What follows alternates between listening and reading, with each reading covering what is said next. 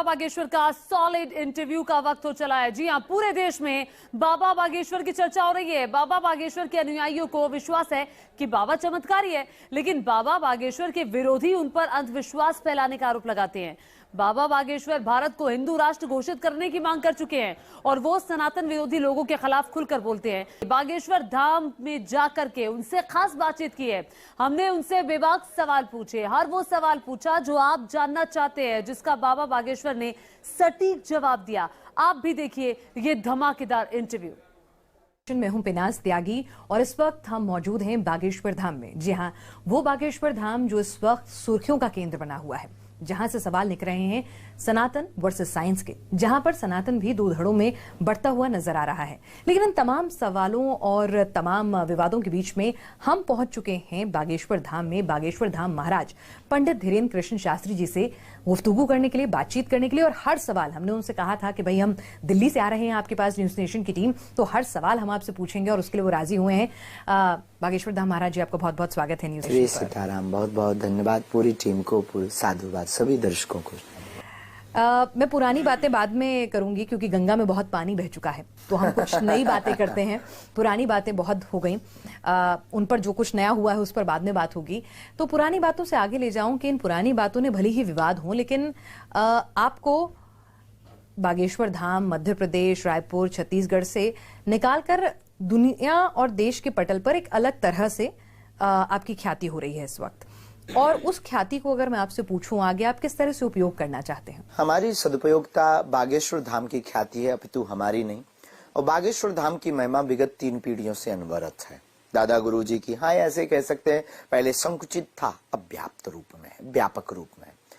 तो सदुपयोगता निरंतर से रही सनातन सनातन सनातन, सिर्फ सनातन, हिंदू राष्ट्र और सनातन के अलावा कुछ भी।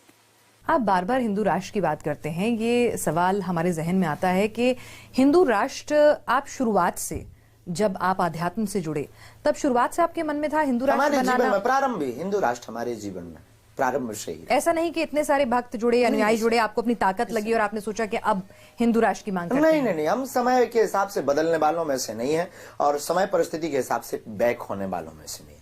हमारे जीवन के प्रत्येक सिद्धांत अटल रहे हैं और प्रारंभ से रहे हैं। हमेशा हमने सनातन की बात की, हमेशा हमने हिंदुत्व की बात की और हिंदू राष्ट्र की बात की। आपका एक बयान हाल में काफी चर्चा में रहा। आपने अपने दिव्य दरबार के बाद मीडिया से मुखातिब होते हुए बयान दिया था कि तुम मेरा साथ दो, मैं तुम्हें हिंदू राष्ट्र दूंगा। तो आपकी नजर में, पंडित धीरेन्द्र कृष्ण शास्त्री की नजर में, हिंदू राष्ट्र की परिभाषा क्या है? क्या है हिंदू राष्ट्र? हिंदू राष्ट्र का मतलब सामाजिक समरसता, हिंदुओं में एकता। ये जो जातिवाद के नाम पर बार बार भारत में, हिंदू इस देश में, भारत हिंदुस्तान में विचित्र स्थितियां बनती हैं, दंगे होते हैं, फसाद होते हैं, राजनीतिक रोटियां सेकी जाती हैं, बार बार कभी किसी को टारगेट, कभी किसी को टारगेट बनाया जाता है। तो हमारी दृष्टि में हिंदू राष्ट्र सामाजिक समरसता का राष्ट्र, जिसमें सभी पंथों को आजादी, जिसमें राम राज्य, ताकि भविष्य में रामचरितमानस पर कोई उंगली ना उठाए, रामचरितमानस की चौपाइयों पर कोई उंगली ना उठाए। हमारे इस देश की धड़कन भगवान राम, इनका अस्तित्व कोई ना मांगे। हमारा यह ध्येय है हिंदू। यानी मतलब हिंदुस्तान में रहना है तो राम राम ही कहना होगा और हिंदू धर्म को सर्वोपरि मानना होगा। बिल्कुल सर्वोपरि मानना होगा, है ही सर्वोपरि मानना। क्या सर्वोपरि आज भी है, कल भी था और रहेगा। नहीं, मुझे मेरा धर्म सर्वोपरि लग सकता है, ठीक है, मैं तो सनातनी हूँ, लेकिन हो सकता है हर एक को अपना धर्म सर्वोपरि लगता है। धर्म बाकी है ही नहीं, बाकी तो पंथ है, धर्म तो सिर्फ सनातन है। बाप बाप होता है, बेटा बेटा होता है। तो आप ये कह रहे हैं कि सभी धर्मों का बाप है हिंदू धर्म? बिल्कुल बेझिझक, सनातन धर्म सबका आदि अनादि से है, उसी से सब प्रकट हुए, तो निश्चित रूप से वो सबका फायदा। और यही सोच मुस्लिम, ईसाई, सिख, जैन, वो अपने अपने धर्म के लोग अपने अपनी सोच रखते हैं ऐसी ही। बाकी धर्मों से हमारी कोई बुराई नहीं है, अपने धर्म के प्रति कट्टर, वो धर्म नहीं पंथ है, पहली बात तो आप। अच्छा, आप ये कह रहे हैं। अच्छा, तो आपका ये कहना है कि हिंदू राष्ट्र का मतलब क्या होगा, क्या बदल जाएगा हिंदुस्तान में? क्योंकि आप कह रहे हैं सामाजिक समरसता आए। हिंदू राष्ट्र का मतलब भारत में सामाजिक समरसता हो वो तो अभी भी हमारा संविधान कहता है कि भाई सबको बराबरी का हक है, सारी चीजें बराबर मिलें। फिर ये जातिवाद पर लड़ाई क्यों? फिर ये जातिवाद पर गालियां क्यों? फिर जातिवाद पर द्वंद्वता क्यों?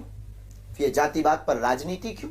जातियों का वर्णन तो हमारे समाज में क्या हिंदू धर्म में कहीं से भी जातियां हैं, जातिवाद में जातियों का वर्णन है, सरनेम है, पर उस पर रोटियां नहीं सेकी जाती, उस पर गालियां नहीं दी जाती, उस पर रामचरितमानस के ऊपर टिप्पणी नहीं की जाती, उस पर मनुस्मृति के ऊपर टिप्पणी नहीं की जाती, उस पर संतों के ऊपर टिप्पणी नहीं की जाती। तो उसके लिए तो कानून है, वो काफी नहीं है क्या? हिंदू राष्ट्र होने से अगर किसी को, देखिए मैं ये कह रही हूं कि भाई अगर मुझे किसी का सम्मान करना है तो वो करना है, चाहे उसके लिए कानून हो ना हो। कानून होगा तो मैं डर के करूंगी, और अगर मेरे मन से सम्मान आ रहा है तो मैं करूंगी ही। पहली बात तो आप ये समझ लीजिए, भारत हिंदू राष्ट्र है, सिर्फ घोषणा की आवश्यकता है। दूसरी बात, अन्य सभी पंथ भी इसके साथ हैं। हिंदू का अर्थ, पहली बात आप समझ लीजिए, हिंदू का मतलब हिंसा को दमन करने वाला समुदाय, एक बहुत बड़ा कैनवास, एक ऐसा परिवार जो हिंसा के पक्ष में नहीं है, अहिंसा का पुजारी है। तो क्या भारत का प्रत्येक नागरिक, एक मिनट, भारत का प्रत्येक नागरिक अहिंसा चाहता है या हिंसा चाहता है? ये निर्णय भारत का नागरिक करे, और अगर वो अहिंसा चाहता है तो भारत हिंदू राष्ट्र कागजी तौर पर घोषित हो। जिस दिन हिंदू राष्ट्र अगर आप कह रहे हैं कि मांग लेके जाएंगे, तो मेरे जीवन में क्या बदल जाएगा? हमारी कोई मांग नहीं, हम सरकार से कोई मांग नहीं रखते, सरकार से अपेक्षा नहीं, हम सिर्फ सनातनीय व्यक्तियों को जगा रहे हैं। नहीं, मैं सनातनी के तौर पर अगर हम ये सवाल पूछना चाहें कि भाई एक सनातनी, जो तमाम लोग आपको सुन रहे हैं अभी, जिनमें सनातनी भी हैं, दूसरे धर्म के लोग भी होंगे, आपको चाहने वाले भी होंगे, आपको ना चाहने वाले भी होंगे, बराबर ना? तो बराबर। वो सुन रहे हैं, तो उनके लिए क्लैरिटी के लिए बताइए कि कल से अगर हिंदू राष्ट्र घोषित हो जाता है तो कल से क्या बदल जाएगा उसके जीवन में? हिंदू राष्ट्र अगर होता है कल से, तो सबसे पहले तो ये जो वैमनस्यता बार बार हिंदू मुसलमानों के नाम पर की जाती है, ये बदल जाएगा। ये वैमनस्यता दूर हो जाएगी, जातियों के नाम की वैमनस्यता बदल जाएगी, जातिवाद फैलना बंद हो जाएगा। हिंदू राष्ट्र हो जाएगा तो सबके जीवन में मैं हिंदू हूं, सिर्फ मैं हिंदू हूं। और ये जो बार बार धर्म की लड़ाई, बार बार ईश्वर की लड़ाई, बार बार प्रमाण, बार बार संतों को प्रमाण, ये जो टारगेट किए जाते हैं, ये सभी टारगेट शून्य हो जाएंगे, क्योंकि हिंदू राष्ट्र बनते ही राम राज्य की स्थापना हो जाएगी, राम का देश हो जाएगा, फिर किसी बात की लड़ाई नहीं। और बाकी धर्मों का क्या होगा? यहीं रहे अगर उन्हें अच्छा लगता है। और उन्हें भी क्या ये मानना होगा कि भाई हिंदू धर्म सर्वोपरि है? मान रहे हैं, ना मानने से कोई फर्क नहीं पड़ता है। आपके ना मानने से कोई फर्क नहीं पड़ता है, आपके मानने या ना मानने से ईश्वरीय सत्ता पर कोई फर्क नहीं पड़ता है। एक व्यक्ति अगर आप नहीं मानते बागेश्वर धाम, तो क्या बागेश्वर धाम मिट गया? आपके करोड़ों लोग ऐसे हैं जो नहीं मानते, तो उनके ना मानने से क्या हनुमान जी नहीं है? वो तो अपनी लीला कर ही रहे हैं। तो आपके मानने से कोई फर्क नहीं पड़ता है, और फर्क तब पड़ेगा, किसी को पड़े तो पड़े, हमें लगता नहीं पड़ता है। और ज्यादा दिक्कत है तो फिर पासपोर्ट तैयार कर सकते हैं, मतलब वो देश छोड़ के चले जाएं। अगर दिक्कत आपको है, मतलब या तो ये माने कि भारत हिंदू राष्ट्र है, नहीं तो देश छोड़ के चले जाएं। अगर दिक्कत आपको लगती है तो छोड़ देना चाहिए। देखिए, अगर आपकी टीवी का चैनल किसी को देखना पसंद नहीं तो चैनल बदल दीजिए। तो मतलब आपको, आपके चैनल से किसी को प्रॉब्लम है, तो आप क्या, आपको उसको क्या कब जवाब देंगे? आपके चैनल से किसी को प्रॉब्लम है कि हमें आपका चैनल बहुत बेकार लगता, तो क्या कहोगे कि मत देखो भाई? नहीं, हम ये कहेंगे कि आप बताइए, अपने सुझाव दीजिए, क्योंकि देखिए हमने खूब सुझाव मांगे हैं, हमने खूब सामाजिक गंगा जमनी की तहजीब दी है, पर बार बार वही टारगेट, बार बार वही श्रद्धा के कान, बार बार रामचरितमानस पर टिप्पणी, बार बार राम जी की यात्रा पर टिप्पणी करने वाले तो हिंदू धर्म के लोग ही हैं। हम किसी धर्म पर जा ही नहीं रहे, हम सिर्फ सनातन विरोधी की बात कर रहे हैं। हमारी लड़ाई मुसलमानों से या ईसाइयों से नहीं है, हमारा सबके प्रति संवेदना है, उन पंथों के प्रति हृदय से भावना है हमारी, और उनके प्रति जो भाव है उसकी हमारी शुभकामना और साधुवाद है साधुपीठ से। हमारी लड़ाई सनातन विरोधी से, ठीक है। और प्रत्येक सनातन विरोधी को अगर सनातन और हिंदू राष्ट्र से दिक्कत है, हम कोई पॉलिटिशियन नहीं, ना हम कोई राजनेता है, उस व्यक्ति को भारत में रहना है तो कायदे में रहना है, और दिक्कत है तो पासपोर्ट तैयार करे, हो जा सकता है, हमें कोई दिक्कत नहीं। ठीक है, ये बताइए कि 2024 में चुनाव होने जा रहे हैं, और ऐसे में क्या आप मोदी जी के सामने, क्योंकि हमने देखा है संसद राजनीति पर हमारा कोई टिप्पणी नहीं, तो क्या आप हिंदू राष्ट्र की मांग करने के लिए आप नहीं, हमने कोई मांग हम करेंगे नहीं, हमारी सरकार से कोई अपेक्षा ही नहीं, हमारी भगवान से प्रार्थना है, हमारी खुद अपनी इष्ट के प्रति प्रार्थना है। भारतीय नागरिक होने के नाते हमको बोलने का अधिकार है, हमने अपनी बात रख दी और सरकार सुन रही, और आपकी टीवी को देखेगी तो भी सुनेगी। तो भारतीय नागरिक ऐसी कोई इच्छा नहीं है कि आप मोदी जी से मुलाकात करें या किसी राजनेता से मुलाकात करें और इस पर आप एक सहमति तैयार करें? बहुत उल्टे परे हैं, अच्छा। लोगों की धारणा अलग है कि हम वोट के लिए या फिर पॉलिटिक्स को मिलने के लिए या बहुत बड़ा कैनवास खड़ा करने के लिए ये बार बार बयान दे रहे, ये चिल्ला रहे, ये छोटी तुच्छ मानसिकता है। कोई मिले तो साधु के नाते स्वीकार है, कोई धाम पर आए तो साधु के नाते प्रेम, और कोई अगर मिले भी तो माननीय प्रधानमंत्री और गद्दी के प्रति हमारी शुभकामना, क्योंकि वो देश के राजा हैं। तो प्रधानमंत्री के प्रति हमारी सद्भावना, ईश्वर से कामना और शुभ आशीष अपने प्रभु से इष्ट से प्रार्थना है। पर हमारा कोई औचित्य इस उद्देश्य से नहीं है कि ये मुद्दा लेकर के हम वहां जाएं, और हमारी कोई मांग नहीं, अपने इष्ट से प्रार्थना। अच्छा, आप अभी हाल फिलहाल के अंदर बागेश्वर धाम में संत समागम की बात हो रही है और उसको ये कहा जा रहा है कि आप अभी सभी संतों से मुलाकात करने के लिए देश भर में भ्रमण कर रहे थे, कि आपका शक्ति प्रदर्शन है वो एक तरह से। लोगों की भावनाएं बहुत विचित्र हैं। लोगों को अपना आइकॉन फिक्स करना है, उनके पास कुछ ना कुछ बात होनी चाहिए, नहीं तो उनको कौन सुनेगा। तो कई लोग आपको ये कहेंगे कि ये पॉलिटिक्स की बात बोल रहे हैं, कई लोग कहेंगे कि बहुत बड़ा राजनेता है, बहुत बड़ा गेम लीडर है, कोई बहुत बड़ी। अब कई लोगों के दिमाग में तो ये है कि इसके पीछे कोई प्लानिंग है, और सच ये है कि हम कोई प्लानिंग या प्री प्लानिंग से कभी जीते। हमारी जिंदगी बहुत एकदम स्पष्ट और साफ है और बेबाक है कि हम अपनी लाइफ में जो करते हैं ऑन द स्पॉट, किसी की सुनते नहीं, अपने इष्ट गुरु और माता पिता के अलावा। जी, तो चलिए, यानी कि ऐसा कोई आपका इरादा नहीं है, ये आपके तमाम शक्ति लोग हैं। प्रदर्शन हम किसके लिए करेंगे, किनको बताएंगे? हमारा शक्ति प्रदर्शन हो चुका है, हो रहा है।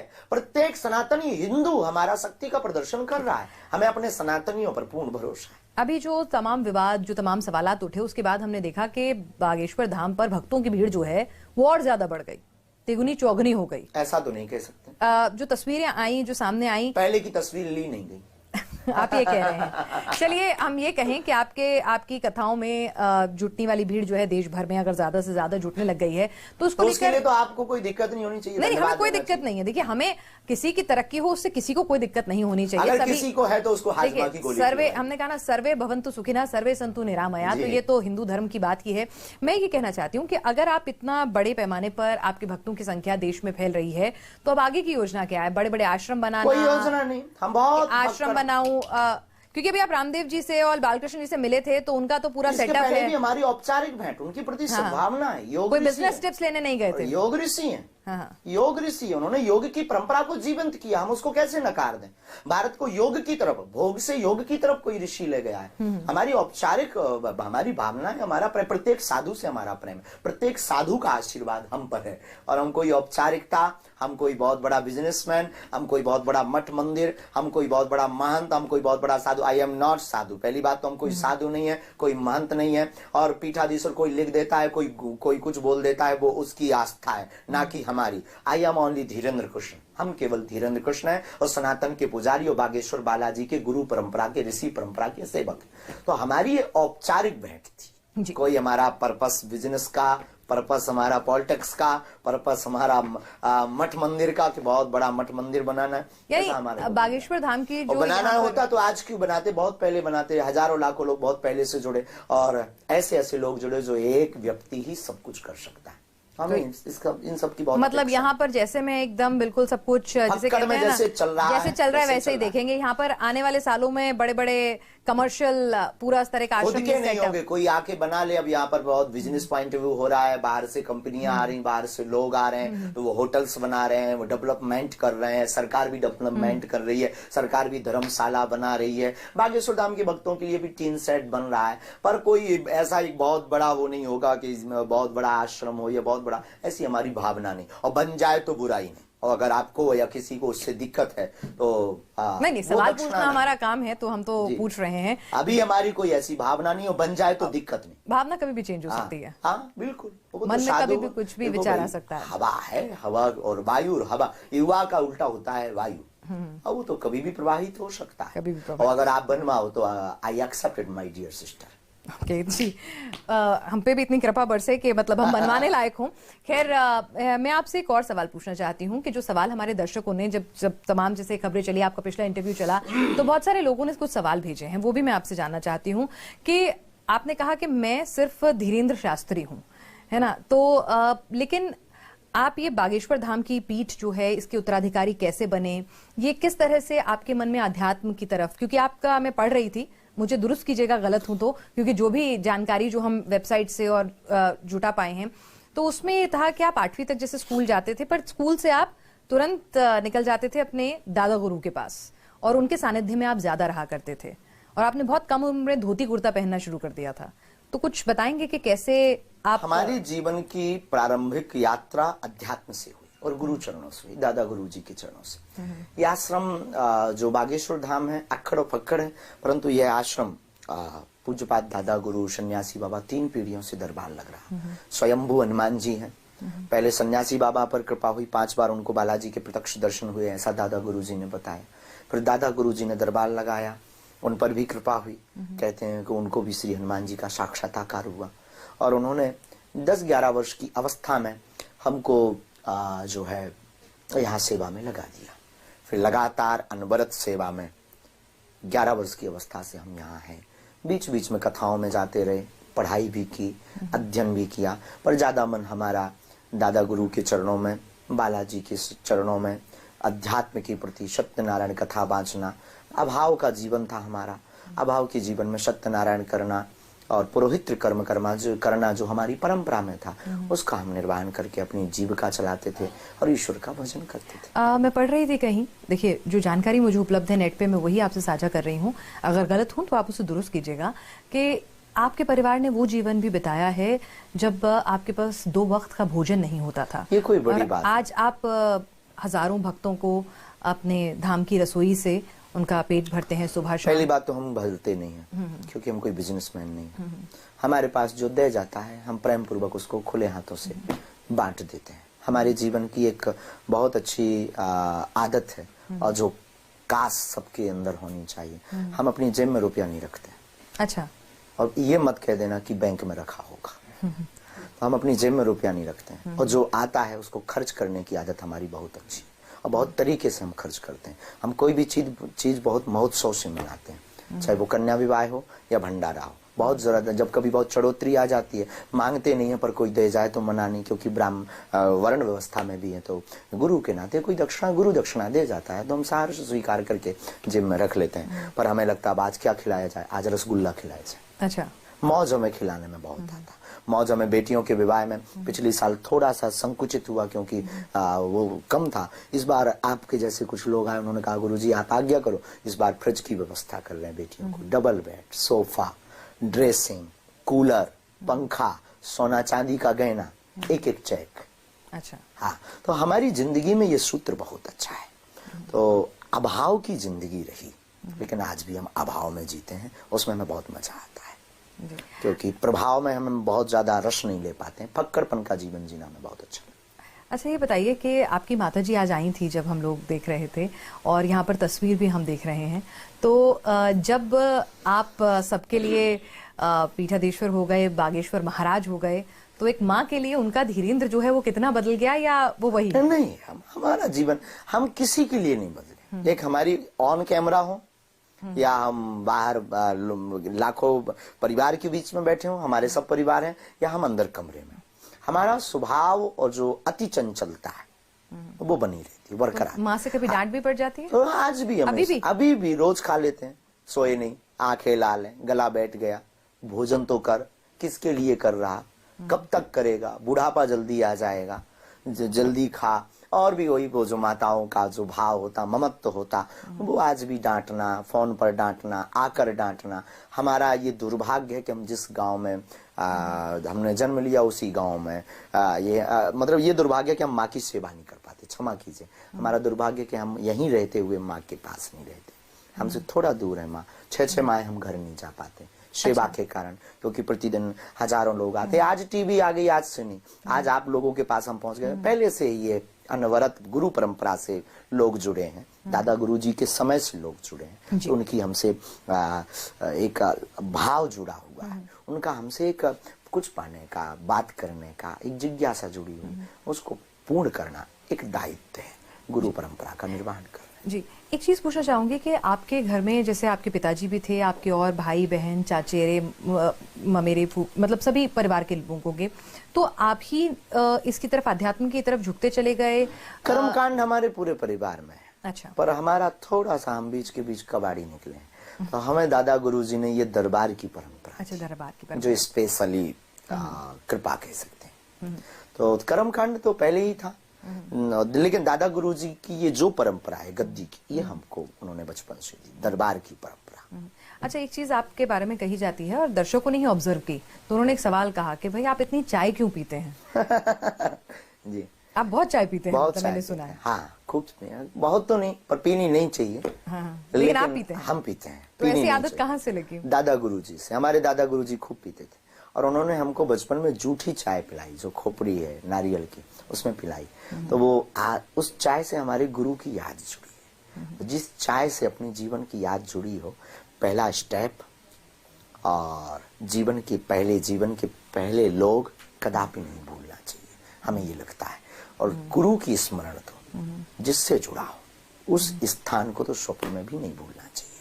इसलिए बागेश्वर धाम हम छोड़ते नहीं, और जो नारियल की खोपड़ी है उसको नहीं छोड़ते, क्योंकि उसकी जब सुगंधी हमारे नाक के नजदीक आती है तो वो हमें दिन याद आ जाते हैं। वो फक्कड़पन, वो मौज, वो बालाजी का भजन, वो कीर्तन, वो दादा गुरु के चरणों में रहने का रस, वो एकांत, वो दादा गुरु की विनोदमयी वाणी, वो गुरु का मार्मिक स्पर्श, लावण्यमयी वाणी, वो गुरु का वरद हस्त, जिसने एक नालायक को लायक बनाया। जिसका गुरु बलवान होता है, चेला पहलवान होता है। जी, और अब इस विवाद के बीच में आपके गुरु जो हैं आपके लिए बिल्कुल ढाल बनकर आगे आए हैं और उन्होंने कहा है कि चमत्कार आज से नहीं, वो तो पता नहीं कब से कर रहे हैं। पूज्यपाद जगत गुरु भगवान श्री तुलसी पिंडा जी, वो आपके लिए आगे आए हैं। जब शंकराचार्य ने आपके ऊपर सवाल उठाए और तमाम तरह के विवाद उठ खड़े हुए, तो आपके गुरुजी आपकी ढाल बने। ढाल के बन गया है, इसलिए हमारे जीवन से गुरु की याद जाती है, हर पल गुरु की याद रहती है। अच्छा, अब आपके दिव्य दरबार की ओर आते हैं। कुछ लोगों का ये कहना है महाराज जी के दिव्य दरबार के अंदर कई बार आप अपने भक्तों से बहुत ही जिसे कहते हैं कि रूखा व्यवहार करते हैं। कई बार आप उनके बारे में हटो, दूर हट जाओ तुम, ऐसी कई क्लिपिंग्स आपकी वायरल हो रही हैं, तो वो हम तक पहुंचाई गई। ठीक है, निश्चित तौर पर वो आपके चाहने वाले नहीं, लेकिन कुछ चाहने वाले भी नाराज हैं कि इतना ज्यादा डांट डपटना, इतना ज्यादा गुस्सा क्यों कर देते हैं। और कई बार आप ऐसी बातें सबके बीच में बोल देते हैं कि वो किसी की निजता का हनन हो जाता है, तो वो नहीं बोलनी चाहिए, ऐसा उनका मानना है। तो उनका मानना है, हम भी उस बात को आई एक्सेप्ट इट, पर कई बार ऐसी परिस्थितियां प्रकट होती हैं जब सामने वाले को बहुत ज्यादा भरोसा नहीं होता ईश्वर सत्ता पर, सिद्धि पर। उसे लगता है कि जो इन्होंने लिखा या कहा ये तो नॉर्मल ही है, और वो ज्यादा कुरेदता है, वो बहुत ज्यादा ओवर स्मार्ट बनता है, वो बहुत ज्यादा पुश करता है। तब फिर हमें लगने लगता है कि इसको ये भी बताना चाहिए कि इतना ही नहीं, बहुत कुछ है। तो उसको आभास कराने के लिए उसकी निजता का प्रदर्शन करके हमें टीआरपी या लोगों में वाहवाही लूटना हमारा ध्येय नहीं है। अमुक व्यक्ति को सबक सिखाना हमारा ध्येय रहता है। अगर वो अपने आप में बहुत गुरु या बहुत होशियार बनता है, तब उसे बताया जाता है कि भारतीय ऋषि परंपरा क्या है। एक बात बताइए कि आप पाकिस्तान जाने के लिए भेजते हैं लोगों को, पाकिस्तान का विलय करा रहे हैं आप हिंदुस्तान में, ये क्या है? ये क्या, जरा इसमें बहुत अच्छा है। बहुत सारे लोग सवाल पूछना चाहते हैं कि बाबा जी पाकिस्तान से क्या क्या है बाबा जी का कनेक्शन, और कैसे होगा पाकिस्तान का हिंदुस्तान में विलय? जैसे अलग हुआ था वैसे।